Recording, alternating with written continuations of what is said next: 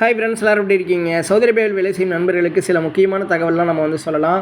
இப்போ சவுதி அரேபியாவிற்கு புதுசாக வேலைக்கு செல்பவர்களாக இருக்கட்டும், இல்லைன்னா சவுதி அரேபியாவில் ஆல்ரெடி நீங்கள் வேலை செஞ்சுட்டு புதிய விசாவில் வேறு ஒரு கம்பெனிக்கு நீங்கள் செல்கிறவங்களாக இருக்கட்டும், அதாவது சவுதி அரேபியாவிற்கு பயணம் செய்வதற்கு முன்பு இந்த காம்கா மெடிக்கல் போட சொல்லுவாங்க. இந்த காம்கா மெடிக்கலில் அதாவது ஃபெயில் ஆகிட்டா அது உங்களுக்கு ஃபிட்டு இல்லைன்னா திரும்ப சவுதி அரேபியாவுக்கு போக முடியாதா, ஏதாவது வழி இருக்கா அப்படின்ற மாதிரி சில நண்பர்கள் கேட்குறாங்க. கண்டிப்பாக மெடிக்கல் ஃபிட்னஸ் வளைகுடா நாடுகளுக்கு பயணம் செய்கிறவங்க எல்லாருமே காம்கா மெடிக்கல் போட சொல்லுவாங்க.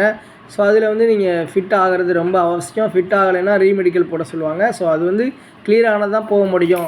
இப்போ இந்தியாவில் மெடிக்கல் போட்டு கிளியர் ஆகிடுச்சு, சவுதி அரேபியாலேயும் மெடிக்கல் போடணுமா அப்படின்னா ஆமாம், கண்டிப்பாக மெடிக்கல் போடணும். நீங்கள் மெடிக்கலில் கிளியர் ஆனால் தான் உங்களுக்கு இக்கமாவே இஷ்யூ பண்ணுவாங்க. அங்கே மெடிக்கல் போட்டதுக்கப்புறம் ஏதாவது இஷ்யூனா திரும்ப அனுப்பிச்சி விட்ருவாங்க அப்படின்றத கூட நீங்கள் தெரிஞ்சுக்கோங்க.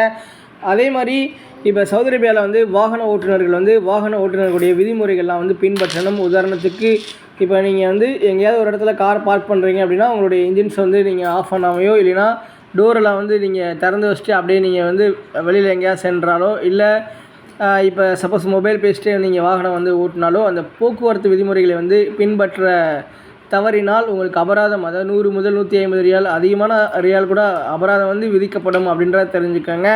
அடுத்ததாக பார்த்திங்கன்னா இப்போ சவுதி அரேபியாவில் பல்வேறு விசாவில் நண்பர்கள்லாம் வருவீங்க. இப்போ சுற்றுலா விசா நிறைய விசாவில் வருவாங்க.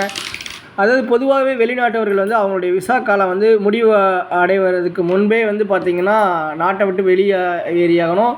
அதாவது விசா உங்களுக்கு காலாவதியாகி நீங்கள் தங்கியிருந்தீங்கன்னா, எக்ஸ்பைரியோ டேட்டோடு தங்கியிருந்தீங்கன்னா 50,000 ரியால் வரை அபராதம் விதிக்கப்படும். 6 மாதம் சிறை தண்டனை விதிக்கப்படும். நாட்டை விட்டு வெளியேற்றப்படுவார்கள். திரும்ப வர்றது கூட பயணத்தடை விதிக்கப்படலாம் அப்படின்றதெல்லாம் தெரிஞ்சுக்கோங்க. ஸோ சவுதி அரேபியாவுடைய ரூல்ஸ் அண்ட் ரெகுலேஷனை கண்டிப்பாக ஃபாலோ பண்ணணும் அப்படின்றத தெரிஞ்சுக்கோங்க. அதே மாதிரி சவுதி அரேபியாவில் உள்ள பல்வேறு நிறுவனங்கள் தொழிலாளர் சட்ட விதிமுறைகளை பின்பற்றுகிறார்களா அப்படின்றத கண்காணிக்க சவுதி அரேபியா தொடர்ந்து ஆய்வு மேற்கொள்கிறாங்க.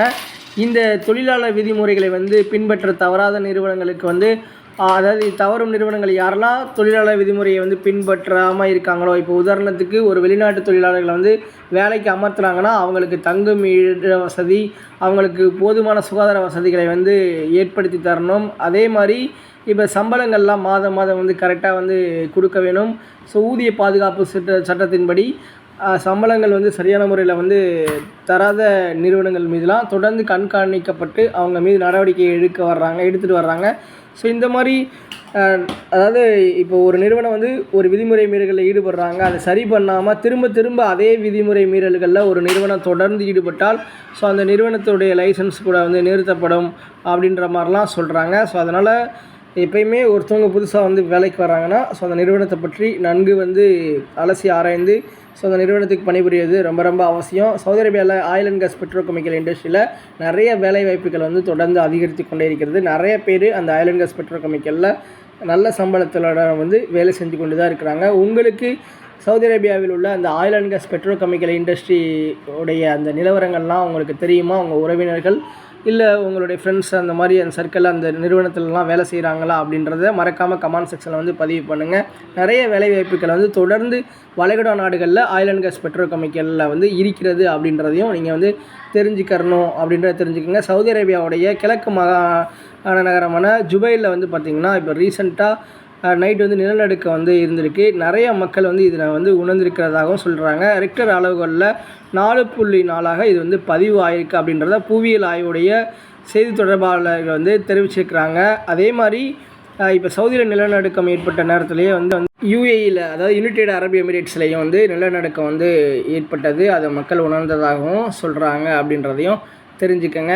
ஃப்ரெண்ட்ஸ், ரீசெண்டாக சவுதி அரேபியாவில் ஜித்தாவில் இருந்து, அதாவது இந்தியாவில் உள்ள டெல்லிக்கு வந்த சவுதி ஏர்லைன்ஸ் விமானம் அவசரமாக தரையிறக்கப்பட்டது. அதுக்கு காரணம் என்னென்னா அந்த விமானத்துடைய டயர் பஞ்சரானனால தான் அவசரமாக தரையிறக்கப்பட்டதுன்னு சொல்கிறாங்க. அதில் பயணம் செய்த 300 பயணிகளுக்கும் எந்த ஒரு பிரச்சனையும் இல்லாமல் விமானம் பாதுகாப்பாக தரையிறக்கப்பட்டது அப்படின்றதையும் சொல்கிறாங்க. ஃப்ரெண்ட்ஸ், சவுதி அரேபியாவுடைய முக்கியமான அறிவிப்பு, முக்கியமான செய்திகளை தெரிந்து கொள்ள மறக்காமல் நம்ம சேனலை லைக் பண்ணுங்கள், ஷேர் பண்ணுங்கள், சப்ஸ்கிரைப் பண்ணுங்கள். நன்றி.